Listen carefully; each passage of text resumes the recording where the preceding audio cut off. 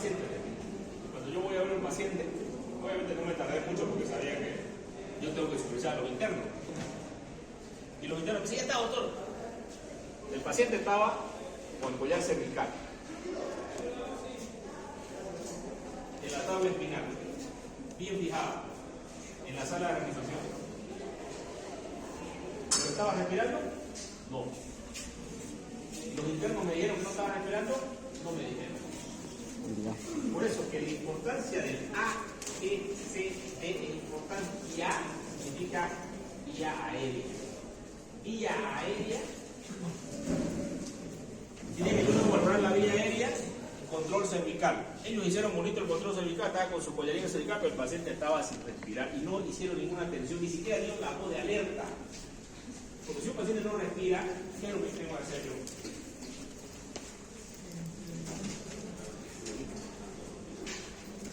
¿Qué tengo que hacer yo? Eso lo hemos repetido hasta el cansancio en la práctica, no que es lo primero que ustedes hacen. Y he visto que lo han hecho bien, digamos, ¿no? La mayoría de los grupos lo han hecho bien. Usted sabe que ya no respira ahí. O sea, ya valoró el tema de entonces, ¿usted qué tiene que hacer? O sea, la seguridad, escúcheme, esto es importante que ustedes lo entiendan bien. Una cosa es lo que va a quedar definitivamente en el paciente y otra cosa es la cosa de emergencia. Nosotros en trauma siempre vamos a aplicar una cosa que es de emergencia rápida, o sea, que lo hacemos de forma rápida para que nos dé tiempo, ¿no es cierto? Ese tiempo es importante para el paciente porque esos minutos para el paciente son importantes, esos minutos de hipoxia. Sabemos que 4 minutos, ¿no?, o 8 minutos nos puede llevar a una muerte cerebral en un paciente. Son minutos. Imagínense usted, a ver, miro, escucho, no puede, no. O agarren como el médico ese que les conté, ¿no?, que agarró y a ver, apártense y ¿no?, y empezó a ventilarlo al niño ahí. No se da cuenta cuando una persona no respira. Y yo tengo que actuar rápidamente. No me voy a poner a ventilarlo, digamos. Entonces, la primera medida que yo tengo que hacer es permeabilizar la vía y hacer un barrido con la boca, no con los dedos, para ver si no hay nada en ningún momento. La vía ya está permeable. Y lo segundo que tengo que hacer es colocar una cánula de mayo y empezar mascarilla ambú y alistar mi equipo para hacer la intubación. Si ustedes quieren intubar de entrada, no es adecuado. ¿Por qué? Porque lo más importante ya lo dijimos y lo hemos practicado en todos los grupos. ¿Qué es lo más importante? Preoxigenar al paciente, oxigenar. El objetivo principal de una vía aérea es oxigenación. Oxigenar. Y no siempre van a poder intubar, hay vías aéreas difíciles. Va a tener que usar una máscara laringea, ¿no? O de repente con la mascarilla le van a dar, pero tienen que actuar. Yo otro día estaba viendo un video de una denuncia que hay en una clínica, y ahí se ve claramente porque hay el video. El paciente entra caminando, dice a la clínica con dolor, y de pronto en la clínica el médico está viendo otro paciente, y de pronto lo ponen en una silla, de repente se desmaya, viene el médico, y el paciente se cae al suelo, y la enfermera, en vez de ayudarle, corre. ¿No? ¿Y qué es lo que tengo que hacer yo? Asistir la vía aérea, ¿no es cierto? Y empezar reanimación. El médico trata de alzarlo al paciente, el paciente era bastante pesado, solo no pudo, y prácticamente ya después vino gente de afuera, lo ayudó a subir a una camilla, estaba con una mascarilla ahí. O sea, un manejo totalmente inadecuado. Cuando uno ve este tipo de manejos, ¿no?, se da cuenta que, o sea, fallamos, ¿no es cierto? Fallamos porque no sabemos hacer un algoritmo de manejo de la vía aérea. Lo que tiene que hacer con un paciente que no respira es asistir la vía aérea. Entonces, lo primero que tengo que hacer yo, aunque sea en el piso, en el suelo, no necesita estar en una camilla el paciente, puedo agarrar y valorar si no tiene un cuerpo extraño en la boca, lo primero, ¿no?, colocar una cánula de mayo, colocar la mascarilla y empezar a mascarilla, ventilación manual en el piso. En el piso inclusive puedo intubarlo si es necesario. Obviamente soy un médico que tengo capacidad, no sé dónde quiere llevar el médico, no sé si quiere llevarlo a una sala que tiene más allá de repente de reanimación, pero no es necesario. Cuando a mí me hace paro un paciente en piso, no lo voy a bajar a la emergencia para intubarlo, tengo que intubarlo en piso, ¿no es cierto? Si me hace un paciente en una parada respiratoria en cualquier parte del hospital que no sea la sala de reanimación, si es en la sala de observación, si es en la sala de internación arriba, si es en la sala de seguridad ambulatoria, ahí en ese lugar tengo, porque yo no puedo llevar al paciente por una pequeña sencilla razón. ¿Cuál es? ¿Qué fue lo que le faltó al otro día?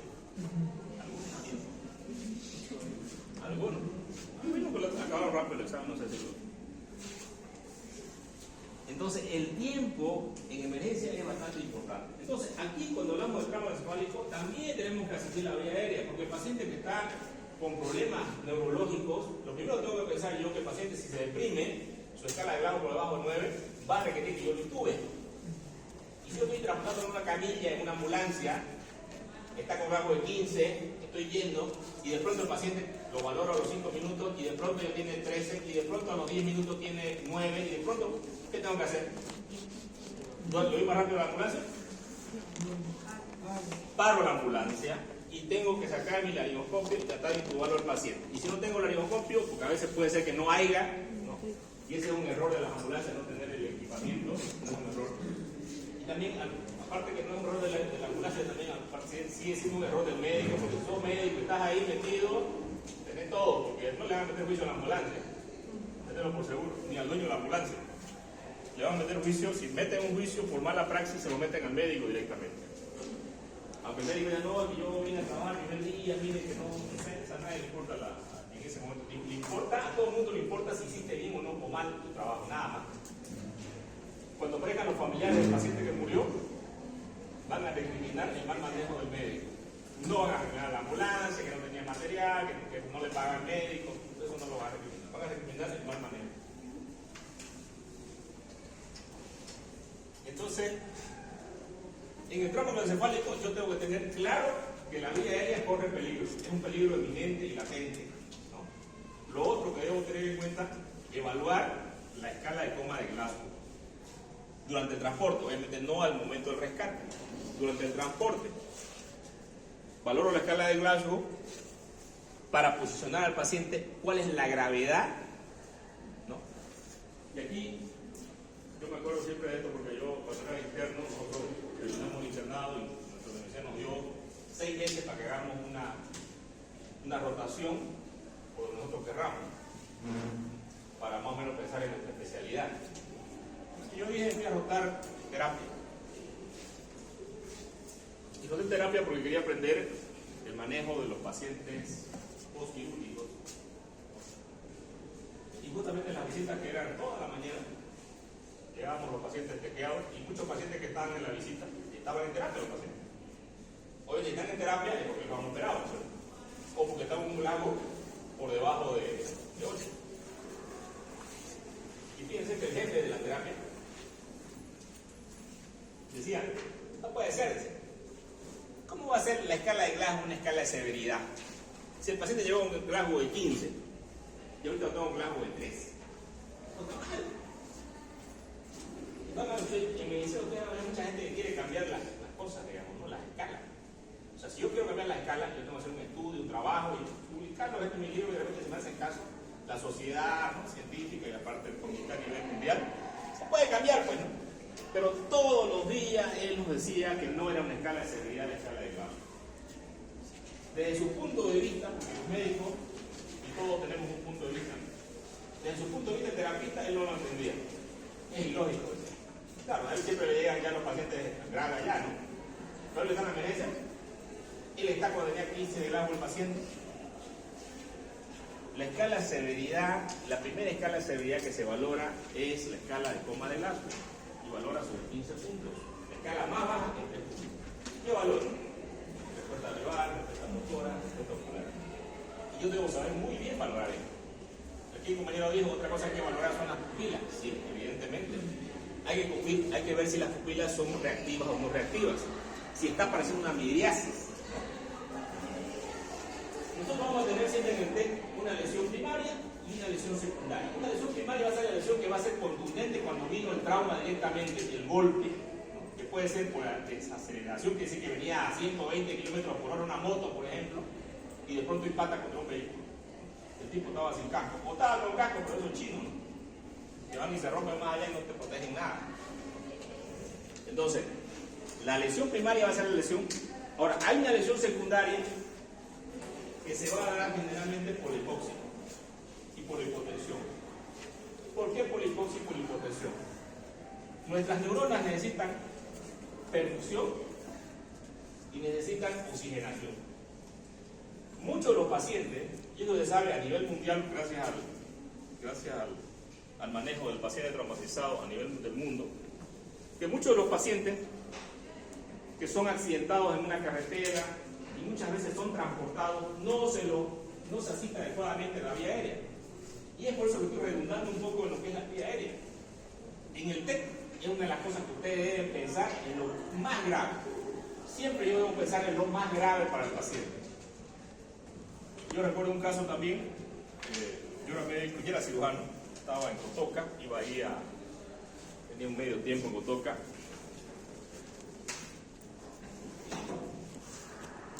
Estaba yo, ahí llega un paciente, se había caído un andamio, un TEC, ahí estaba en un lago de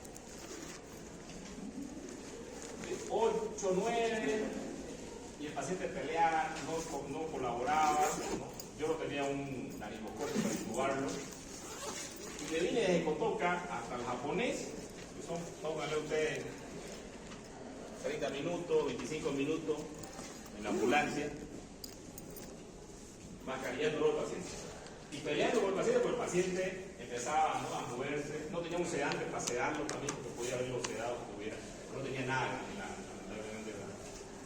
en la ambulancia. Y llegué hasta el hospital peleando con el paciente, porque era un tipo grande más encima. Entonces yo trataba de darle y el paciente, ¿no?, con la mano así, ¿no?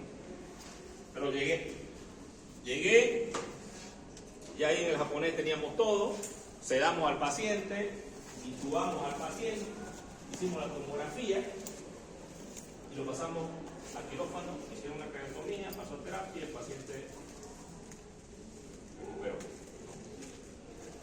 Los pacientes tequiados con TEC leve, TEC moderado, TEC severo, pueden tener una lesión morfológica generalmente. Y otra cosa que es importante acá es que ustedes jamás en la vida a un TEC leve digan, no, usted está bien, váyase. Jamás. Si algo tiene que quedar claro en esta clase es que jamás pueden darlo de alta al paciente y ustedes tienen que observarlo en una sala de observación, donde ustedes lo vean y valoren la escala de Glasgow durante por lo menos 12 a 24 horas. Y dependiendo de la cultura del paciente, en algunos momentos uno los puede mandar con ciertas ampollitas para que, mire señora, si duerme mucho, me lo trae. Si el paciente vomita 2 veces, me lo trae. Si el paciente convulsiona, me lo trae. Si tiene dolor de cabeza, me lo trae. O sea, todas esas recomendaciones que hay que explicarle a la gente, y muchas veces ya se da escrita, porque después dicen, no me dijo el doctor. Y después el paciente lo trae ya cuando está en un estado severo. Para entender el TEC es importante tener en cuenta la anatomía. Nosotros tenemos un objetivo claro que tenemos que valorar con los pacientes. El objetivo principal es el manejo del paciente y la sospecha de trauma es la prevención de la lesión cerebral secundaria. ¿Por qué ocurre la lesión cerebral secundaria? Por hipoxia y por hipoperfusión, o sea, por hipotensión. Aquí tenemos, esto es del libro del ATDS. Tenemos la revisión anatómica que tenemos que saber, la anatomía, la fisiología, para entender qué es lo que sucede con el cráneo, que es una bóveda craneal, ¿no? Saber la clasificación del trauma craneoencefálico, saber cuál es el tratamiento que vamos a hacer de acuerdo a la escala de Gauss, si es un TEC severo, un TEC leve, un TEC moderado. Vamos a ver qué se hace en la revisión primaria, que es lo que ustedes saben muy bien hacer, qué es lo que se hace en la revisión secundaria, qué diagnóstico tenemos para el diagnóstico, el principal diagnóstico aquí es la tomografía, ¿no?, sin contraste de cráneo axial. ¿Qué tratamiento debemos hacer? Podemos hacer el médico con el paciente y cuándo se hace el manejo quirúrgico. Y obviamente sabemos que las lesiones van a tener un pronóstico, y un pronóstico a veces que no es bueno, ¿no?, inclusive que puede llevar a lo que se conoce como la muerte cerebral. Y esta muerte cerebral tiene que también diagnosticarse adecuadamente, porque no todos los pacientes se los pueden denominar como muerte cerebral, sí, algunos estudios que son importantes. Nosotros como médicos, y nosotros hacemos esto cuando hacemos la simulación de los casos clínicos que hemos hecho en vía aérea, hemos visto el trabajo de equipo de ustedes. Les ha costado a algunos grupos, a otros lo han hecho mejor, pero más o menos los escenarios son así. La vida real es así.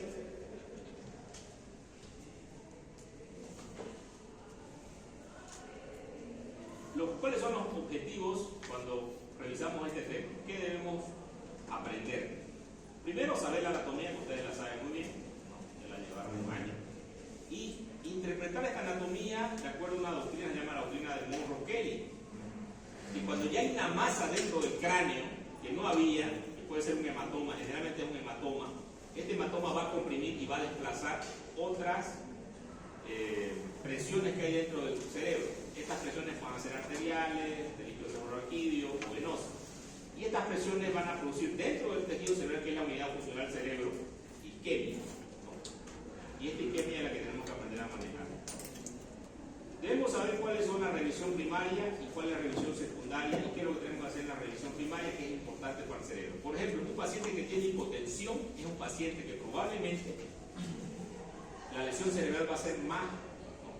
Si la presión arterial media de ese paciente es baja, va a tener una lesión de repercusión a nivel cerebral. ¿Por qué? Porque hay hipoperfusión. Y si hay un hematoma en el cerebro más la hipotensión, esa lesión va a ser más severa. O sea, en otras palabras, es lo que los terapistas y muchos neurotrauma dicen: estamos perdiendo gramos de cerebro hora. Por cada hora que pase que un paciente no es intervenido quirúrgicamente o está siendo transportado de un centro de segundo nivel a un centro de tercer nivel, donde hay un centro neuroquirúrgico o a la cirugía, el paciente está perdiendo gramos de cerebro por cada hora de pérdida de tiempo. ¿Por qué? Porque el hematoma está creciendo y está comprimiendo más y está aumentando el área del isquemia. Es importante tener en cuenta cómo yo debo hacer la reanimación de la lesión cerebral secundaria e identificar las consideraciones para el traslado. Yo no debo reemplazar muchas veces los pacientes, teniéndolos en observación.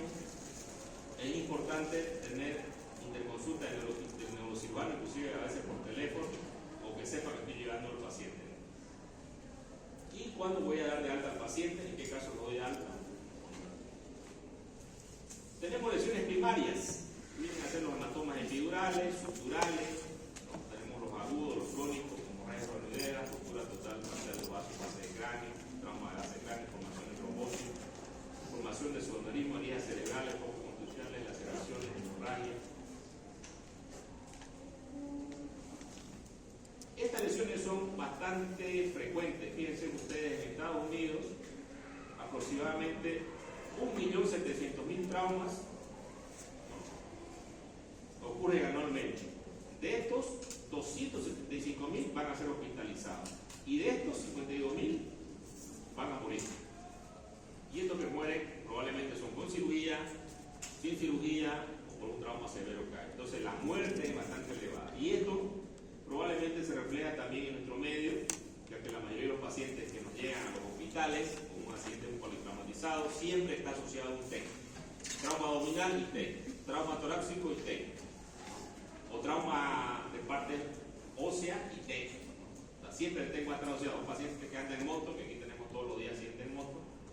El año pasado me acuerdo que había una estadística de 3 meses, había 90 pacientes que habían, 90 personas que se habían accidentado en moto. O sea, una por día aproximadamente, y probablemente son más de eso. Y las personas que sobreviven al TEC pueden quedar con lesiones incapacitantes para toda su vida. Yo personalmente creo que el cerebro es lo más importante que tenemos. Por ejemplo, yo estoy muy en desacuerdo con los que boxean, por ejemplo, ¿no? Todos los boxeadores tienen lesiones que muchas veces no son lesiones tomográficas, pero tienen micro lesiones que se ha demostrado los que juegan fútbol americano, los boxeadores, todo ello, que al final quedan con lesiones cerebrales de por vida. Quizás no paralíticos, pero con lesiones que no van a mejorar. El cerebro es algo que debemos cuidar, siempre. Puede cambiar todo lo que somos a partir de un trauma craneoencefálico. Todo. Nuestro carácter, si de repente nos quedamos con un déficit motor y sensitivo, vamos a cambiar la forma de pensar y muchas cosas. Entonces, el cerebro es algo muy importante. Aquí está claro que debemos valorar la oxigenación y la presión arterial. Esto está en el libro, pero yo les voy a pasar estas diapositivas si ustedes quieren, no hay problema. Valorar siempre el ABCD: vía aérea, ventilación, circulación, tecnológico, exposición del paciente. Tener en cuenta claramente que un hematoma puede estar apareciendo en el cerebro y debemos hacer una resolución neuroquirúrgica con este paciente. Por eso que es importante hacer la tomografía. La tomografía de cráneo ahora la tenemos casi en todos los hospitales de segundo nivel, de tercer nivel, y inclusive tenemos ya tomógrafos particulares que se hace rápidamente. Acá yo recuerdo el caso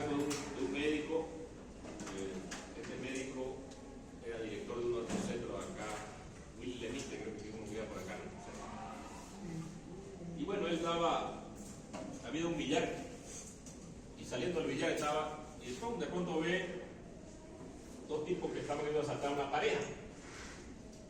Entonces le agarra su revólver, tenía un revólver, saca su revólver y le dispara, ¿no? O sea, no le da a ellos, dispara para que se asusten y se esconde detrás del árbol. Y el tipo saca su cabeza, cuando saca la cabeza le tiran un tiro. Él queda consciente todavía. El disparo fue de lejos, parece que es un calibre 22, pero entró dentro del cráneo. Y él dice, llévenme al japonés. Yo era interno allá me van a salvar. Bueno, cuando era interno, pues no sé qué tiempo fue, digamos. Hasta de mí se olvida, digamos, que yo paro ahí. Cuando había un médico que estaba haciendo turno un día antes del COVID, le dio COVID.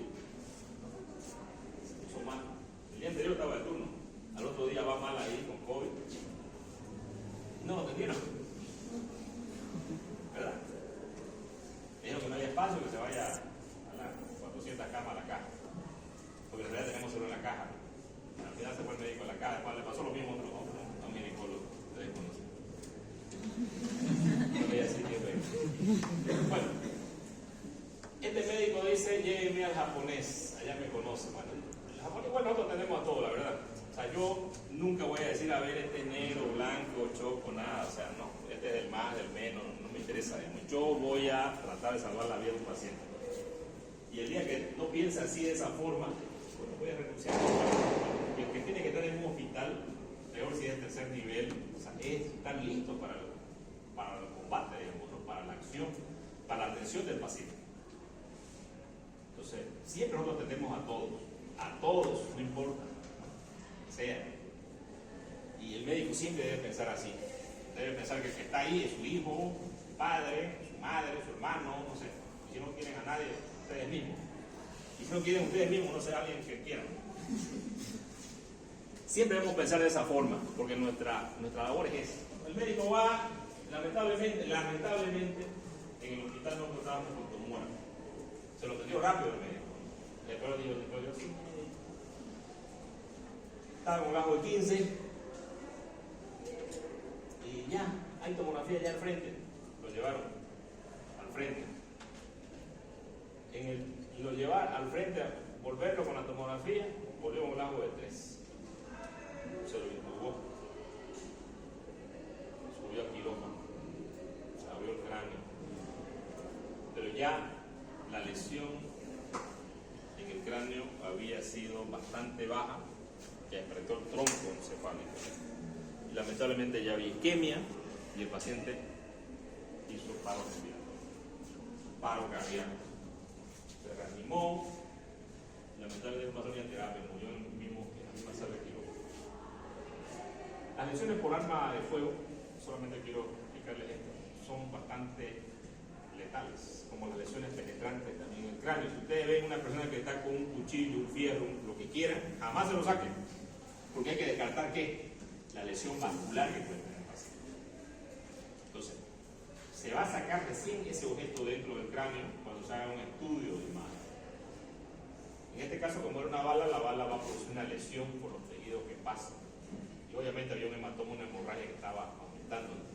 Pero había sido diferente si nosotros habíamos tenido en el hospital el tomógrafo, porque lo metíamos al tomógrafo, lo hacíamos otra vez y rápidamente lo subíamos al quirófano.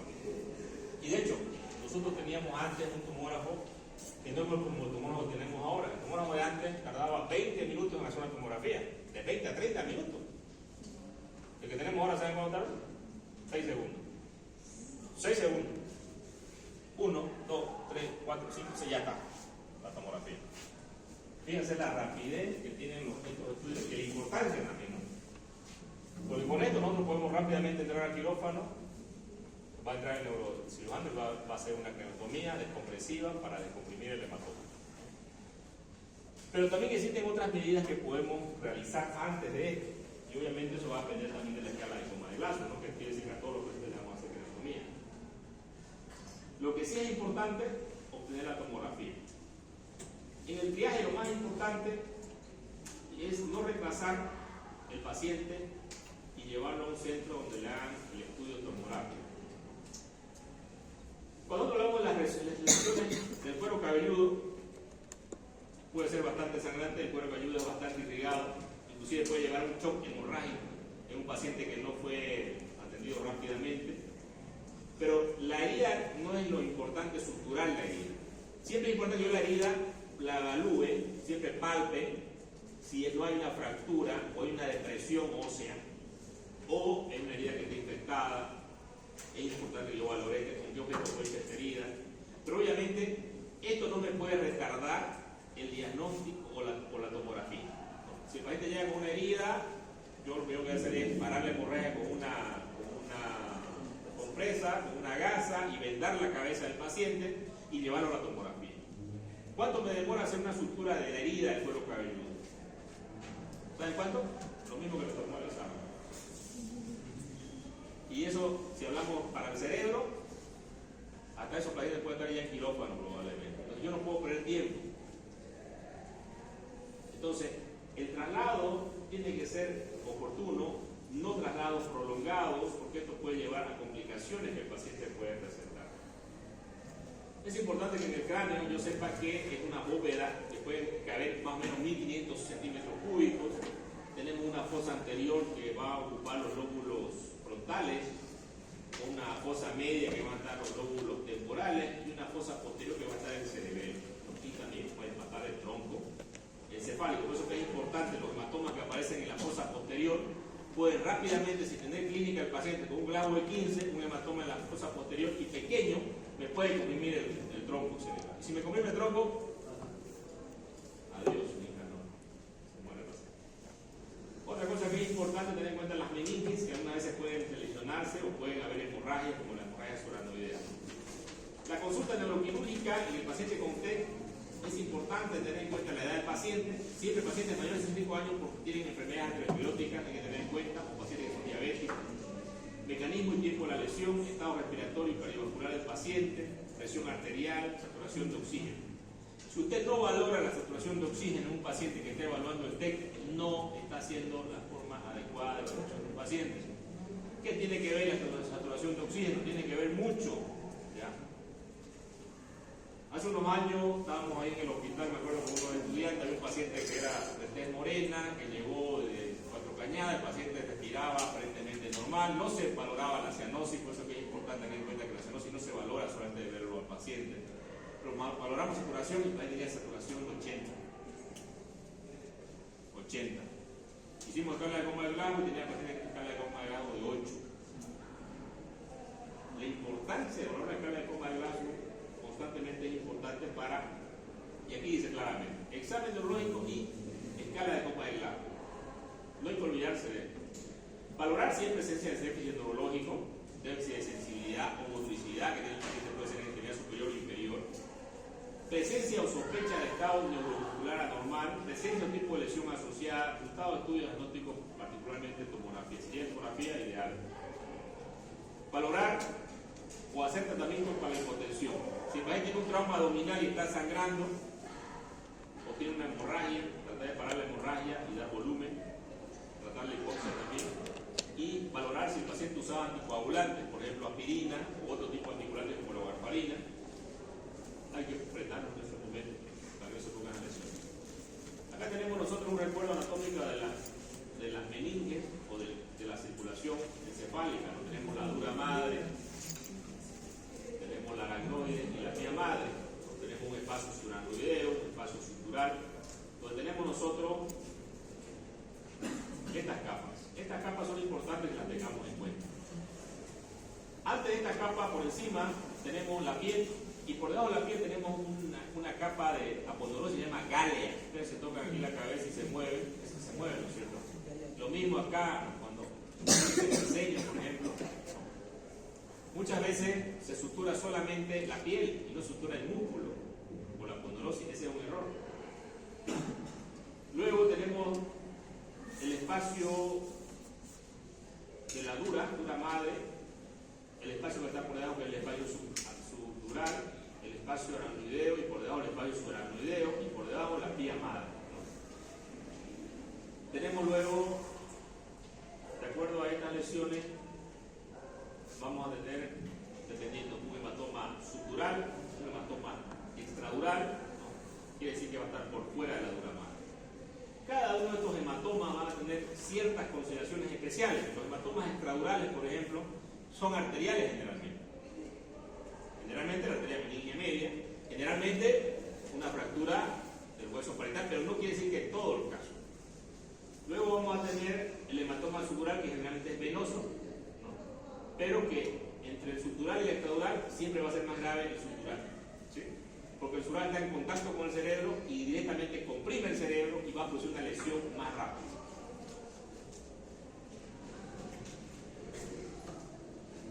También las lesiones subdurales por un desgarro de la vena pueden ser bastante... No, también podemos tener otra lesión a nivel del líquido cefalorraquídeo.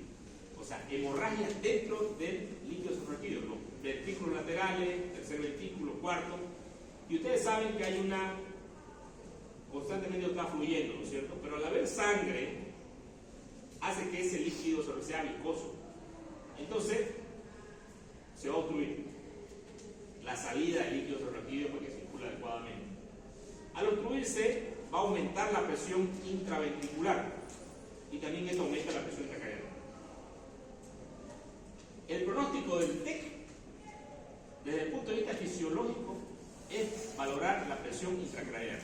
Es lo más importante. Eso lo saben los terapistas, eso lo saben los neurocirujanos, eso lo sabemos los cirujanos de emergencia y eso lo tienen que saber ustedes. Porque a más tiempo de presión aumentada de TIC intracraneana, la lesión cerebral va a ser letal, ¿cierto? Y esto lo vamos a deducir después por qué. Luego el encéfalo, tengamos en cuenta que tenemos el cerebro, el cerebral, el cerebelo, ¿no? Tenemos el lóbulo parietal, temporal, frontal, ¿no? Todos estos lóbulos van a estar en ciertas partes del cráneo. La parte más delicada es la parte inferior, que es la parte del bulbo, ¿no? Que generalmente si aparece un hematoma en la zona alta, digamos en parietal, va a haber primero una hernia transtentorial, ¿no? Tentorio que divide los dos hemisferios, o va a haber una hernia hacia abajo, que es la hernia del uncus, hasta tener una hernia del tronco cerebral, que muchas veces cuando uno ve que hay una pupila que está mediática, significa que el tercer par está bloqueado, o sea, la inervación parasimpática está bloqueada, así que hay midriasis, porque el simpático está activo y no hay el regulador del parasimpático. Pero este es un signo de mal pronóstico en los pacientes. Aunque existen personas que pueden tener esto, aparentemente ciertas personas lo pueden tener como normal, ¿no? Obviamente este paciente va a tener otras cosas más, digamos, aparte de esto. Y el diámetro pupilar, grábenselo, tiene que ser por encima de los 4 milímetros, ¿cierto? Por encima de los 4 milímetros. Ya hablamos del diámetro pupilar, pero también podemos detectar esto con la... Una pregunta, ¿el diámetro tiene que ser por encima de 4 milímetros normal o cuando está la midriasis? Con la midriasis. La pupila, digamos, cuando uno le hace el reflejo, normalmente son 2 milímetros. Se comprime hasta 2 milímetros. En midriasis es más de 4. Justamente porque tenemos nosotros algunos pacientes que pueden tenerlo, algunas personas que lo pueden tener como normal. Aquí tenemos una midriasis, fíjense ustedes, en relación con, siempre yo debo compararnos, ¿cierto? En medicina la comparación siempre es importante. Si valoramos una extremidad, valoremos la otra. Si valoramos un pulmón, valoremos el otro. El corazón es uno nomás. Pero la mayoría de las cosas vamos a valorar siempre dos cosas. Las piernas, ¿no? Para detectar muchas enfermedades, no solamente trauma. Entonces, aquí tenemos algunas de las cosas que pueden pasar, que son las hernias del uncus, por ejemplo, que es esta acá que ustedes pueden ver. Pueden ver acá,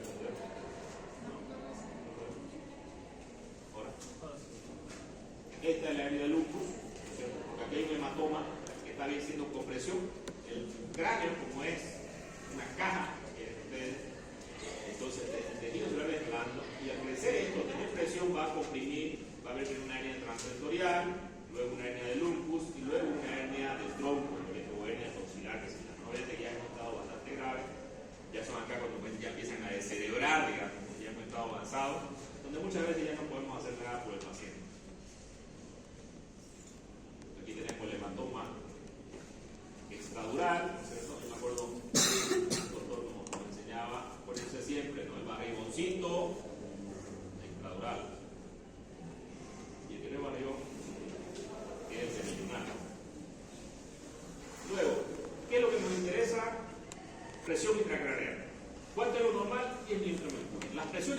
encima de 22 milímetros de mercurio, la lesión va a ser probablemente irreversible.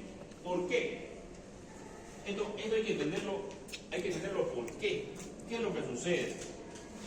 En una unidad, en un tejido que yo tenga, digamos, el cerebro, o el hígado, pulmón, corazón, mi mano, si quieren ustedes, cualquiera de estos tejidos está siendo perfundido.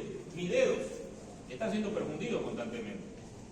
Pero ¿qué pasa? Que de pronto hay algo que me comprime y esta presión va a ser por encima del valor normal de la presión que yo tengo. Me va a hacer que yo no llegue flujo sanguíneo.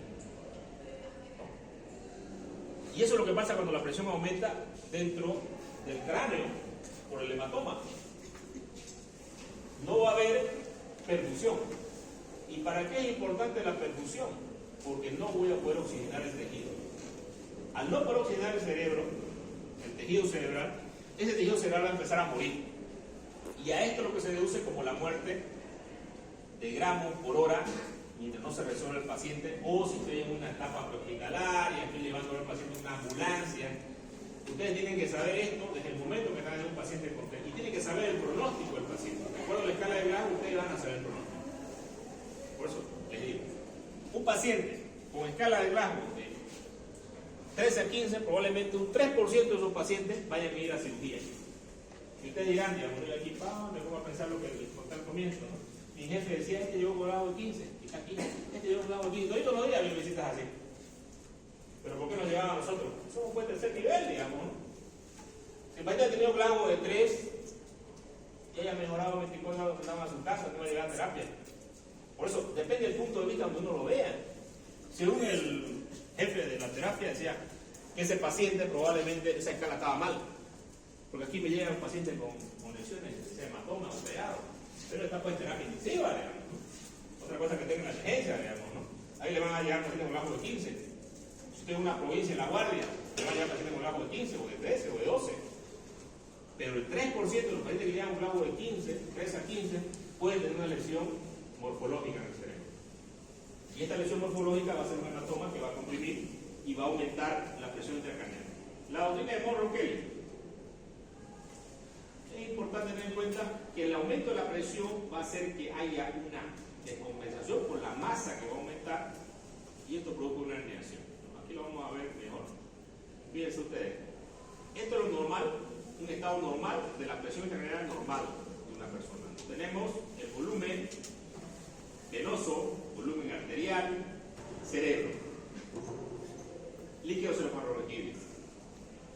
Acá tenemos ya un estado donde ya aparece algo que no había acá, que es la masa. Puede ser el hematoma, puede ser un tumor también, si no hablamos de trauma, por ejemplo. Los tumores también se representan por aumento de la presión intracraneal, ¿no es cierto? El paciente empieza a vomitar, empieza con dolor de cabeza, cefalea, un ACV hemorrágico, por ejemplo. ¿No? Entonces, acá tenemos nosotros que al aparecer la masa, los líquidos empiezan a tratar de compensarse tratando de echar el volumen venoso o el volumen de líquido cefalorraquídeo. Entonces, en la tomografía yo voy a ver una compresión de los ventrículos, se tratan de hacer más pequeños para tratar de compensar y que no haya la lesión de la lesión cerebral. Entonces va a haber una compensación. Pero todo en el cuerpo humano y en la vida, todo tiene un equilibrio. Y ese equilibrio es importante, porque yo tengo mis dos pies caminando ahora, pues si no tuviera uno, probablemente caería, ¿no?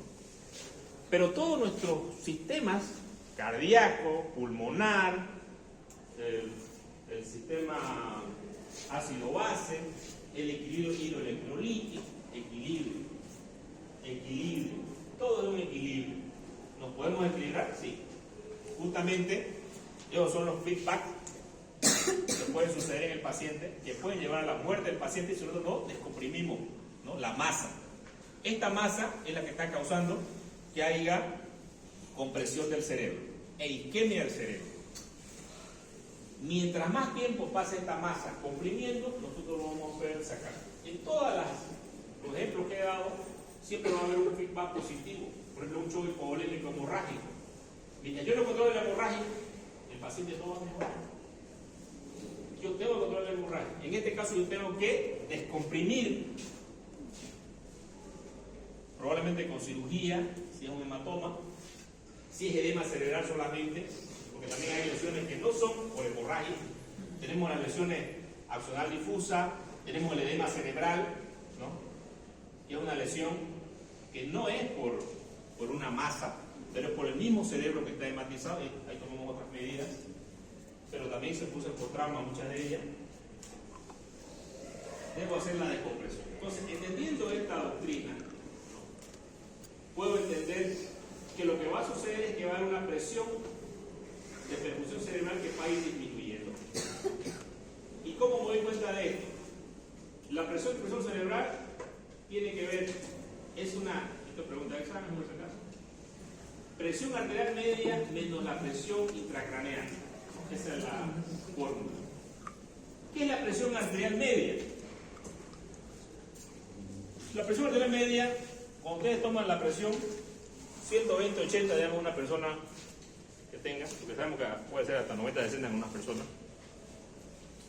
Tomo la presión diastólica, 80, y hago una división entre 3. 120 menos 80, 40. Divido entre 3, 13. Más 80, 93. Una presión arterial media, más o menos, 90 sería una normal. Pero ¿hasta cuándo puede tolerar mi cuerpo o mi cerebro para perfundir adecuadamente la perfusión cerebral? ¿Hasta cuándo? De repente hasta 70. Menos de eso, ya va a haber hipoperfusión cerebral o hipoperfusión de otros tejidos. Y la hipoperfusión de varios tejidos, ¿qué va a producir? Muerte. Entonces, yo no voy a poder autorregular hasta, se puede autorregular hasta 50 dice acá, ¿no? Yo tenía en cuenta que era hasta 60. Bueno, y en el TEC severo, por ejemplo, esta presión arterial media puede estar bastante baja y puede llevar a un resultado de isquemia o de infarto, que puede ser inclusive dado por el edema cerebral marcado o por la elevación de la piel. Esto va a llevar también a otra consecuencia. También tenemos aquí otros medidores, ustedes si quieren, de la vasodilatación o vasoconstricción de las arterias o arteriolas cerebrales, que son la presión de CO2 y la presión de oxígeno. La presión de dióxido de carbono, generalmente los valores van entre 30 y 35, por ejemplo, lo normal, ¿no es cierto? Pero si tenemos una presión de 30 a 35, va a hacer que haya una vasodilatación. Lo importante acá es que el paciente tenga una hipotensión, que no tenga hipotensión por hipoxia, o tampoco tenga hipercambio, ¿no? Que es el aumento del CO2, y que más bien haya y tampoco haya una hipocambia bastante baja, porque esa puede ser iatrogénica. Se habla por debajo de 25 milímetros de mercurio. Entonces, mientras estemos haciendo el manejo del paciente, nosotros tenemos que medir la presión arterial media, la presión arterial tiene que estar buena y tenemos que tener una buena oxigenación del paciente para tener este paciente en una unidad de terapia intensiva o antes del preoperatorio. ¿Cómo yo voy a oxigenar adecuadamente a mi paciente si no lo he intubado y necesitaba estar un lago de 9? Si el paciente tenía probablemente una presión que estaba baja y yo no le puse una vía y no lo hidraté, o de repente yo usé manitol, que es un medicamento que se usa en el edema cerebral, pero está contraindicado en pacientes hipotensos. ¿Por qué? Porque el manitol también es diurético y va a hacer que el paciente hipotense más, y si hipotensa más, el paciente va a hipoperfundir más el cerebro y va a llevar a un aumento mayor de la presión intracraneal, si está con un TEC asociado.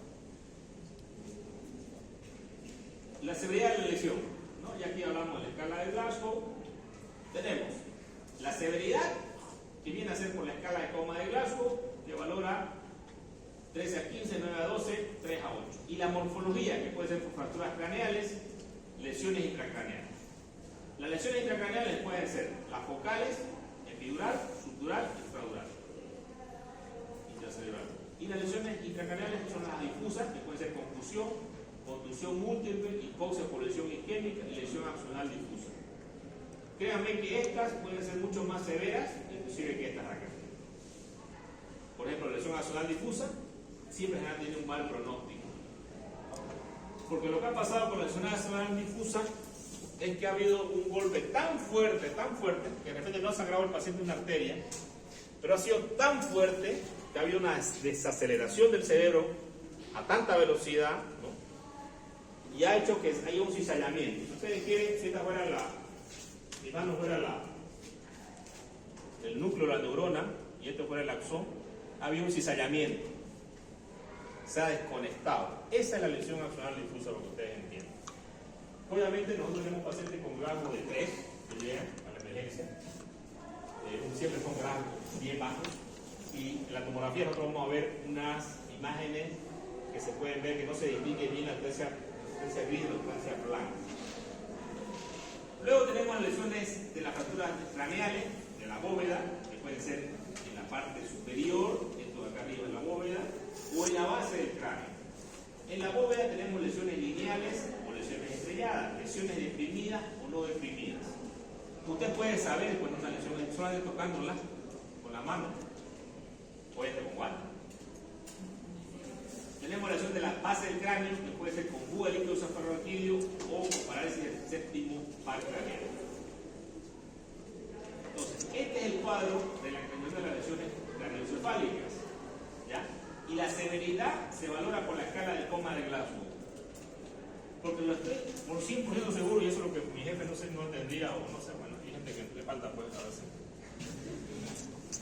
¿Cuál es la hormona que falta a los que tienen hipotiroidismo? No sé. ¿Cuál? Parece que le faltaba una cosa, pero él todos los días discutía lo mismo. Un paciente que tiene un hematoma epidural, en la fase inicial de repente va a estar en un Glasgow de 15, pero mientras avance el tiempo, ese paciente puede llegar a un Glasgow de 9 a 2, y si no lo trata, inclusive llegar a un Glasgow de 3. Por eso que los neurocirujanos siempre dicen, ¿con cuántos Glasgow estamos entrando? 8. ¿Con cuántos Glasgow tiene que salir? Con 8. Quiere decir que el trabajo del neurocirujano fue efectivo. ¿Sí? Pero si el neurocirujano entra con un Glasgow de 3 a un paciente, no va a poder esperar que salga un Glasgow de 15 el paciente, ¿no es cierto? Por eso que, ¿dónde radica la importancia en el trauma de la atención?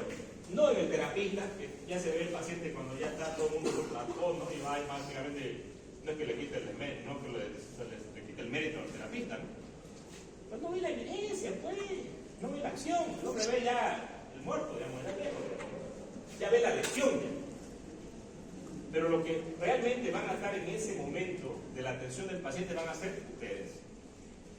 Cuando estén en provincia, cuando estén de turno en un hospital, les lleguen los pacientes al hospital cuando sean internos, van a ver esto. Y tienen que recordar que los pacientes pueden estar con un lado 15 y se pueden deteriorar. Por eso que es importante entender que esta escala yo debo lograrla constantemente en el paciente. No quiere decir que el hago aquí, se vaya a su casa, nos vemos mañana. Se queda en el hospital, yo lo valoro, hago mi cuadra de escala de Glasgow y voy valorándolo al paciente cada cierto periodo de tiempo. Aquí está la escala de coma al lado, no la voy a repetir porque ustedes la saben bien, saben cómo vale muy bien. Lesiones intracraneales, lesiones craneales difusas. Las lesiones craneales difusas son aquellas pequeñas lesiones que se pueden producir también por hipoxia o por isquemia severa. Estas lesiones generalmente pueden ser por un shock hipovolémico prolongado, por una apnea donde el paciente no fue intubado rápidamente, se demoró bastante. Por eso que las herramientas para intubar a un paciente nosotros tenemos que tener siempre con nosotros, constantemente, porque es así, si no, yo me demoro en la atención del paciente, probablemente la muerte va a estar inminentemente.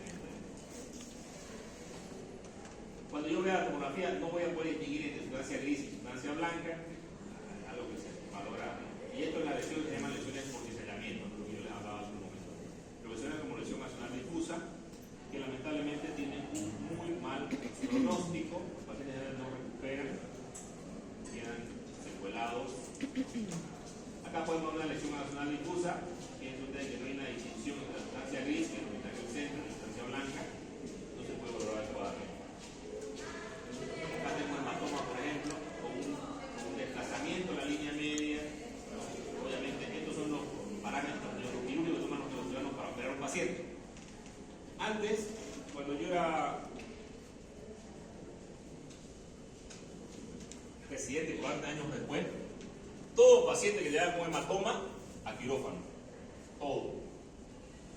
Le hacían un hipotrauma. ¿No? En ese tiempo yo era residente de cirugía, por ejemplo, entré a muchas cirugías, porque no había residentes de neurocirugía, entonces los de cirugía teníamos que entrar a los de neuro. Y entramos a muchas de estas cirugías. Abrir el cráneo, cortar el hematoma, parar la hemorragia. Pero ahora cambió la conducta. Los pacientes que están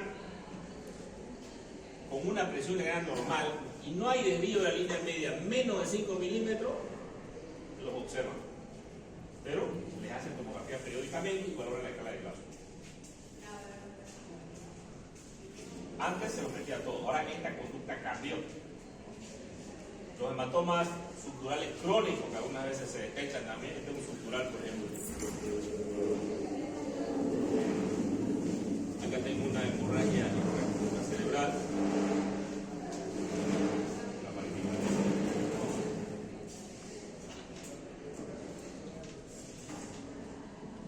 Contusiones y hematomas intracerebrales. 20-30% de estas lesiones se pueden presentar en los pacientes. Normalmente la tomografía es la que nos va a detectar. Muchos de estos pacientes tienen que ser observados, valorados en terapia y generalmente no se hace un drenaje del hematoma, simplemente se los observa. Algunas veces se puede hacer una descompresión, que ustedes pueden ver acá, por ejemplo, la compresión del ventrículo lateral. Le hacen un drenaje ventricular. Esto lo saqué de unas guías, justamente habla unas guías internacionales de manejo del TEC, del manejo quirúrgico, ¿no? ¿Cuáles son las indicaciones para cirugía de un hematoma epidural? Que sea más de 30 centímetros cúbicos, debe evacuarse quirúrgicamente. Independiente de la escala de coma de Glasgow, quiere decir que tiene 15 y tiene 30 centímetros cúbicos a quirófano. Si el hematoma epidural es menor de 30 centímetros y con un grosor menor de 15 milímetros y con el desplazamiento de línea media menor de 5 milímetros, el paciente con una puntuación de escala de Glasgow mayor de 8, sin déficit bucal, se puede manejar de manera no quirúrgica. Bien. Y debo hacer valoraciones con tomografía y el equipo neuroquirúrgico debe hacer el seguimiento del paciente. ¿Qué se recomienda en estos pacientes con hematoma extradural? Puntuación de escala de Glasgow menos de 8, con isocoria se someten a una evaluación quirúrgica lo antes posible. O sea, si ya el paciente presenta este signo, se va a someter así. Manejo quirúrgico de los hematomas subdurales agudos. Indicación para cirugía de hematomas subdurales agudos con mayor grosor de mayor de 10 milímetros o un desplazamiento de línea mayor de 5 milímetros en tomografía computarizada. Debe evacuarse quirúrgicamente, independiente de la puntuación de escala de coma de Glasgow. Todos los pacientes con hematoma subdural agudo, en coma, puntuación inferior a 9 debe someterse a monitorización de la presión intracraneal, PIC. Quiere decir que le van a colocar un catéter en el ventrículo para medir la PIC. Debe estar en terapia intensiva o unidad neuroquirúrgica, se llama. Un paciente comatoso con puntuación inferior a 9, con hematoma subdural inferior de 10 milímetros de grosor y desplazamiento de línea media inferior a 5, debe someterse a una evaluación quirúrgica de la lesión si la puntuación de Glasgow disminuyó entre el momento de la lesión y el ingreso hospitalario en 2 o más puntos de la escala de Glasgow.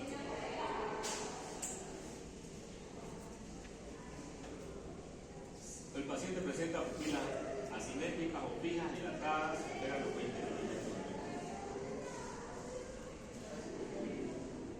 Aquí tiene lesiones traumáticas del parénquima.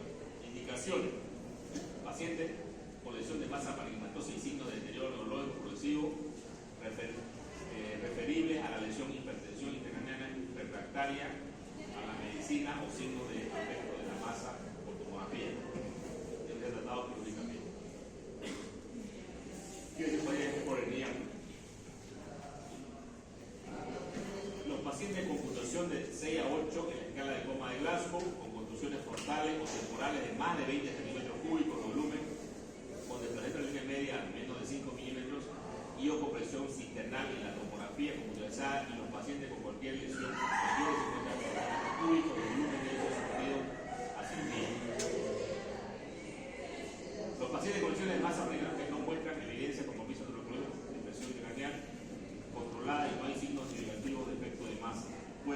realizarse de forma no quirúrgica.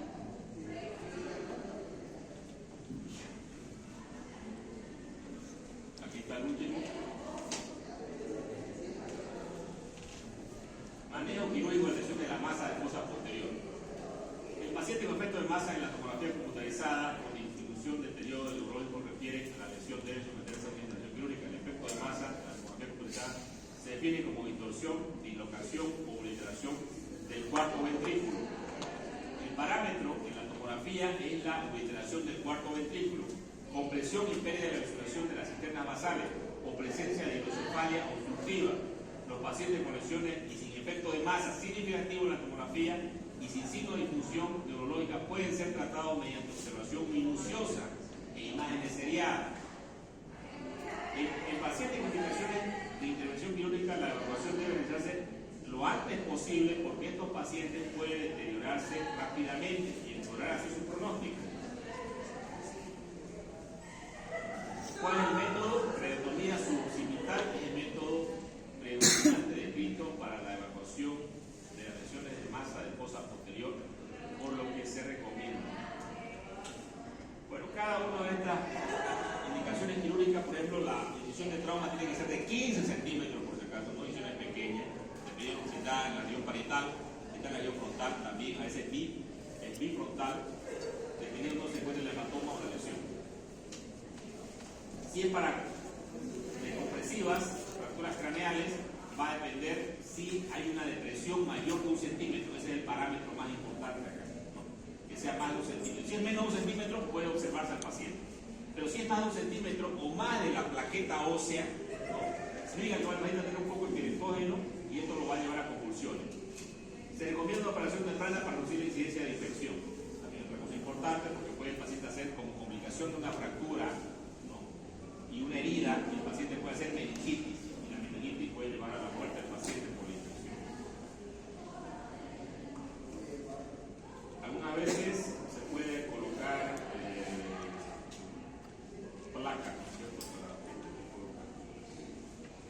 Bueno, aquí está lo que se hace para cada.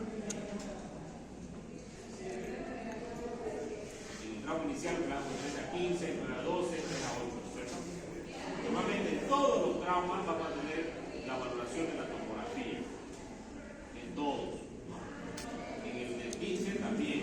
Valoramos también drogas, como el alcohol, ¿no? O otras drogas que se tienen que hacer ustedes de orina, ustedes de sangre, o test toxicológicos, tenemos para valorar drogas, que el paciente haya incluido, porque estas drogas pueden hacer que nosotros no alteren la evolución de la escala de trauma de grado. Eso es importante tenerlo en cuenta, ¿no? Frente a una tomografía normal o anormal, nosotros podemos tener, si tenemos una tomografía normal con un grado de 15, podemos observar al paciente. Si tenemos una tomografía normal con un hematoma que está empezando a aparecer, con una condición hemorrágica, tenemos que referir rápidamente a un centro neuroquirúrgico al paciente. Si el paciente tiene un grado de 12, sí o sí tiene que ser manejado por un centro neuroquirúrgico porque necesita otra atención por la escala de grado está baja. Nosotros no, el único paciente que podemos valorar en un primer nivel probablemente sea un paciente de un grado de 15. Puede de un grado de 14, 13, no puede valorar en un primero ni en un segundo nivel. Tiene que ir sí o sí a un centro neuroquirúrgico. A partir de 14 para abajo, un centro neuroquirúrgico. Peor, si hablamos de 3 a 8, tiene que ir a una terapia intensiva. En el manejo secundario, siempre nosotros vamos a evaluar al paciente y valorar déficit neurológico o otras lesiones que el paciente presenta, ¿no? El más famoso ABCD, valoramos vía de ventilación, todo esto. También hacemos estudios, radiografía de tórax, ecografía de abdomen, ecografía de abdomen, todos los estudios que sean necesarios para valorar al paciente. También hacemos gasometría para valorar cómo está la presión del CO2, que tiene que estar entre 35 y 40 mililitros de mercurio. Si está por encima, vamos a tener problemas porque va a haber vasoconstricción y va a aumentar la hipoxia. Tiene que estar por debajo de 30, entre 30 y 35. Si está por muy debajo, también va a producir lesión. En los pacientes con grado de 15, algunas veces podemos darlos de alta y enviarlos a su casa, pero después de una observación de 2 a 24 horas. En gente que tenga cultura, aquí no la tenemos, todo lo que no son mis puntos acá. No aquí, nuestros pacientes. Y esos pacientes ustedes no los pueden mandar a su casa, tienen que dejarlo en el hospital 2 a 24 horas. Mínimo, y jamás ustedes pueden dar de alta a un paciente. ¿Quién va a dar de alta a un paciente? ¿Quién puede dar de alta a un paciente neuroquirúrgico? No se olviden nunca eso. Y aunque parezca algo, algunas veces nos queremos hacer, como dice, hacer el papel del otro y no está bien. Si pasa algo con el paciente y lo diste de alta, no era el neuroquirúrgico y el cirujano, el paciente puede hacer un problema legal porque no lo dio de alta. Tiene toda la razón. Entonces es importante tener en cuenta. Los otros pacientes van a tener observación o inclusive con tratamiento quirúrgico. Acá vemos un médico que está charlando con el paciente que da un clavo de 15 probablemente. Yo recuerdo vi un caso de un paciente que llegó al hospital con un clavo de 15. Y el paciente me dijo, doctor, no me haga, que se cayó un poco, no me haga la tomografía, doctor. No, lo tengo que hacer porque tiene una herida encima de la cabeza. Le pedí la tomografía, al día el paciente lo íbamos a dar de alta, vino la negocio, lo dio de alta, al día siguiente el paciente lo dio. Y ese le dijo, mire, doctor, mi papá. Tenía una tomografía normal, el día anterior. Y la tomografía del otro día, ¿qué era? Tenía un hematoma caudal, lo tenía claro de 14, 15. Se palean, y lo estaban con. Imagínense ustedes si yo no le haya hecho la tomografía. Porque el principal trabajo del médico, ¿cuál es? ¿El paciente me va a ordenar a mí lo que tengo que hacer? No. Nunca, jamás en la vida. El paciente no me puede ordenar a mí lo que yo voy a hacer. El paciente tiene que hacer lo que yo le digo. Si yo tengo que hacer una tomografía, se la tengo que hacer. Si él no se la quiere hacer, es una cosa muy diferente. Él firma que no se la quiere hacer la tomografía. Bien, su problema, pero usted le pidió. Usted como médico nunca rompa sus protocolos de manejo del paciente, jamás. Usted sigue el algoritmo de manejo del paciente, nunca se deje convencer con el paciente. Porque todos estos pacientes que convencen a los médicos, créanme que todos, y se lo digo porque he visto muchos casos, todos le meten mucho al médico. Todos. Porque ¿quién es el que tiene que saber más? ¿El paciente o el médico? Claro, el médico. Los pacientes creen que porque leen médico ya. Pero no. Y aquí está un paciente grave, una terapia intensiva, probablemente esté cerca de morir, ¿no? Un grado bastante bajo, un riesgo de muerte evidente.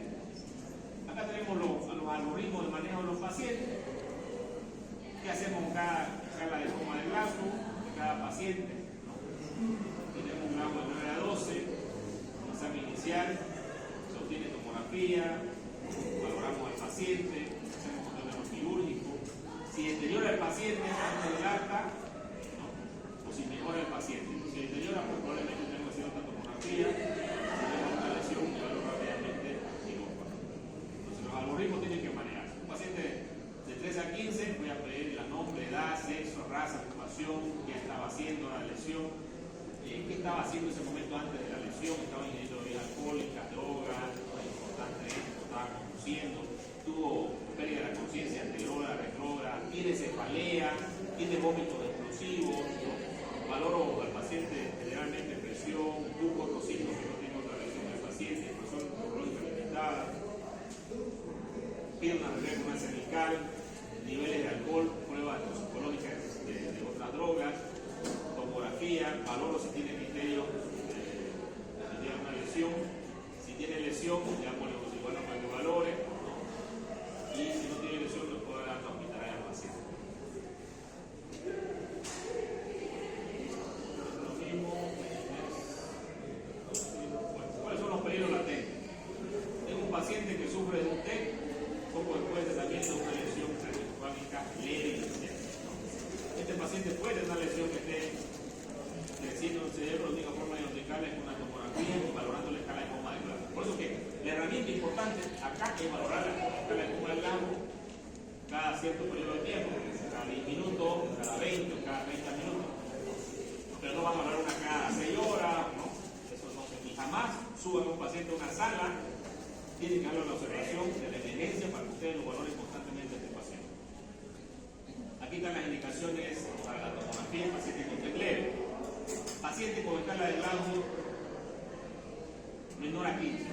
Sospecha de fractura abierta, cualquier fractura, en el caso que le dé una herida, cualquier signo de fractura de base de cráneo, por ejemplo, hemotímpano o mapache, hemorragia, signo de Glasgow, vómitos, edad mayor de 5 años, uso de anticoagulantes, entre los coagulantes está la aspirina, pérdida de la conciencia más de 5 minutos, amnesia antes del trauma, mecanismos peligrosos, si era peatón, conductor de vehículo.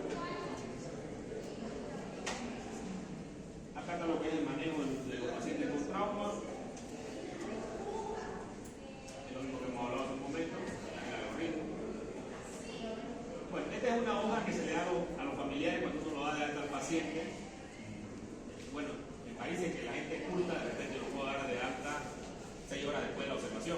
Y le digo, si el paciente vomita, tiene náusea, me llama, viene, lo trae a la emergencia y tiene que estar cerca del hospital, hablamos que menos de 10 kilómetros del hospital. Normalmente acá nosotros no lo aplicamos en los medios, justamente este problema de la gente no es muy culta, no lo va a traer.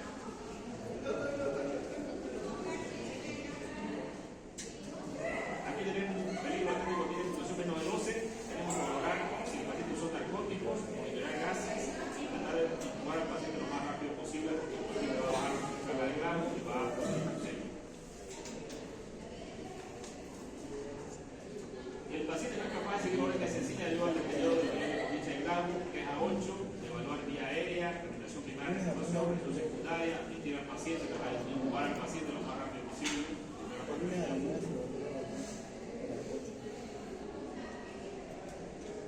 ¿Cuáles son las prioridades en la evaluación inicial del paciente con TEC-CD?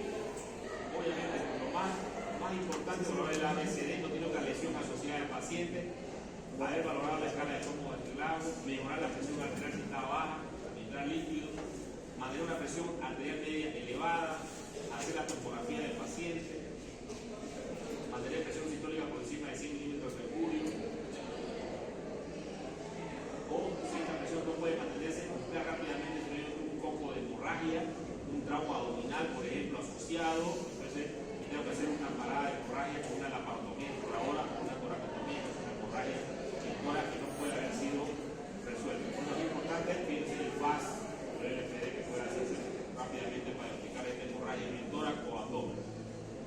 Objetivo de tratamiento de lesiones craneoencefálicas, ¿no? Aquí tenemos parámetros clínicos, presión sistólica, temperatura, glicemia, hemoglobina, tiene que estar por encima de 7, glicemia entre 80 y 180, el índice normalizado de TP es 1.4, sodio 145, PaO2 más de 100, presión de CO2 75, pH 735, 745, plaquetas más de 75.000, parámetros de presión promedio cerebral mayores de 70 de mercurio, presión intracraniana entre 5 a 15 milímetros de mercurio.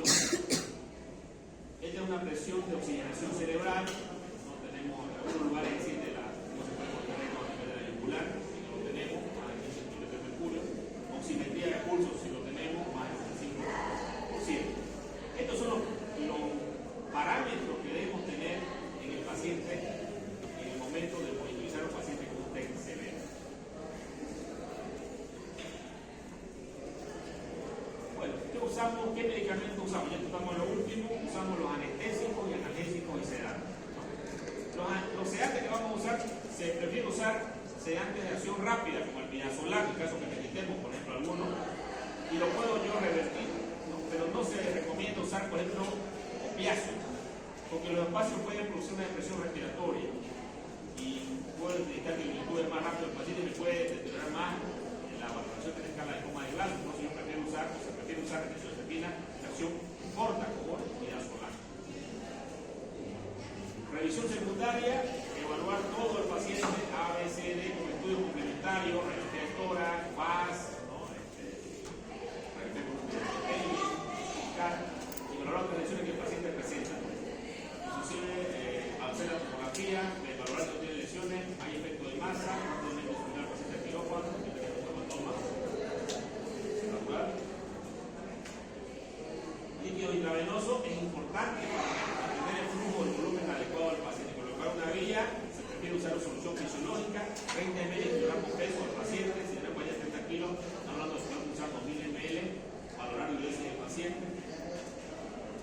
Usar la hiperventilación solamente de 30 milímetros de mercurio, obviamente bajo parámetros de gasometría. Si usamos menos de 25 también podemos hacer daño y no se recomienda la hiperventilación profiláctica, claramente lo dice. ¿Cuál es la presión del CO2 que tiene el paciente para que tengamos una ventilación adecuada? 25-30 milímetros. ¿El monitor se puede usar? Sí. La dosis del monitor viene a ser 1 gramo kilogramo peso, se puede usar en dosis de polvo cuando el paciente empieza a deteriorar el coma, la escala del Glasgow. Si lo voy a subir al quirófano, le pongo los gramos venosos rápidamente y lo subo a quirófano y eso me va a dar tiempo para que yo comprima el cráneo. Si el paciente es hipotenso, está justificado usar monitor. No puedo usar monitor en un paciente hipotenso. También otra función usamos la presión salina hipertónica al 3%. Lo usamos en el hospital y lo podemos usar cada 8 horas entre las dos soluciones no se ha encontrado cuál es mejor. Sin embargo, nosotros usamos las dos y tenemos buenos resultados en el de más. Los anticoagulantes, tener cuidado que el paciente no haya consumido o que consuma plaquetarios, plaquetas. En el caso de que consuma plaquetas y las plaquetas tienen que consuma cantidades de plaquetarios que estén bastante bajas, podemos usar nosotros medicamentos como la que vamos también usar plaquetas. La warfarina, tratamiento, si la usaba, podemos usar vitamina K o podemos usar o factor 7A. Si es heparina, podemos usar sulfato de glutamina, que es el antídoto. Si es heparina bajo molecular, podemos usar el sulfato de glutamina. Si no me tiró directo de la proteína, podemos usar el intramucilal, que es un anticuerpo funcional. Y ese es el caso. Otro medicamento que se puede usar en los pacientes que tienen una escala bastante baja son los barbitúricos. ¿Para qué se usan los barbitúricos? Se usan para es un reposo y neuronal. Y esto ha demostrado que haya menor lesión a nivel de la neurona, pero obviamente también, cuando el paciente tiene un coma barbitúrico, no se sabe la evolución de esto. Los estudios no están muy claros sobre si es bueno o malo, pero el paciente que pelea en un TEC, por ejemplo, se puede lesionar más porque aumenta más su presión intracraniana.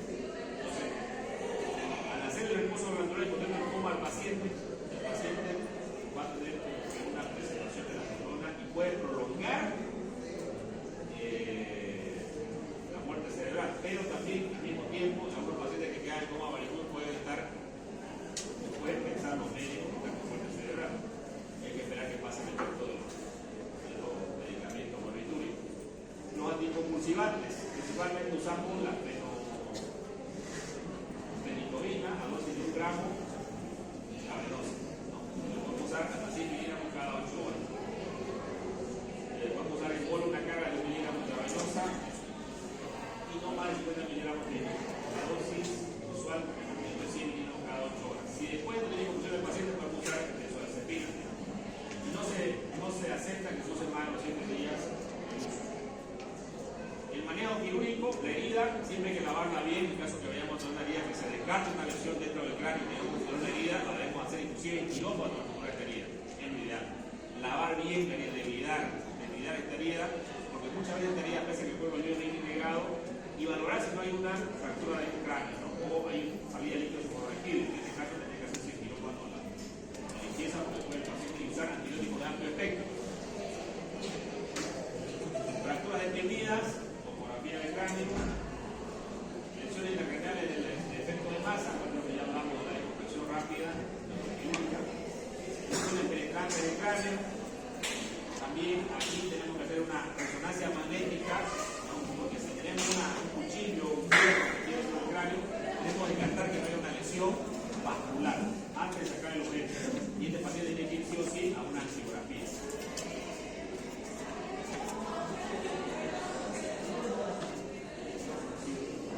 Cuando hablamos de la muerte cerebral, hoy hemos perdido la batalla y hablamos de la muerte cerebral. Es importante tener en cuenta que hay pacientes que pueden recuperar y muchos pacientes, y eso yo lo he visto en el hospital, pacientes que se le ha declarado muerte, ha venido el neurocirujano y le ha declarado la muerte cerebral, le han hecho encefalograma, tenía muerte cerebral, inclusive algunos le hacen angiografía y es muerte cerebral. No sé qué pasa, pero hay pacientes que despiertan y sin ninguna lesión.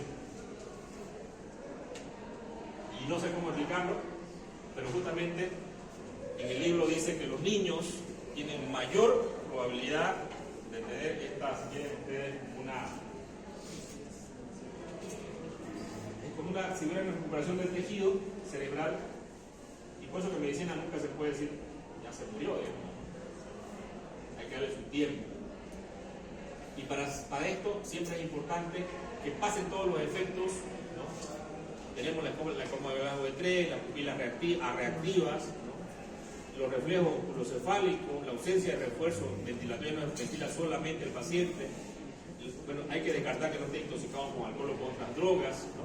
Y los estudios para descartar esto son estudios de electroencefalograma, estudio de flujo sanguíneo cerebral, ¿no? Y en trauma hemos visto cosas que gente que estaba muerta y de pronto 20 días en coma,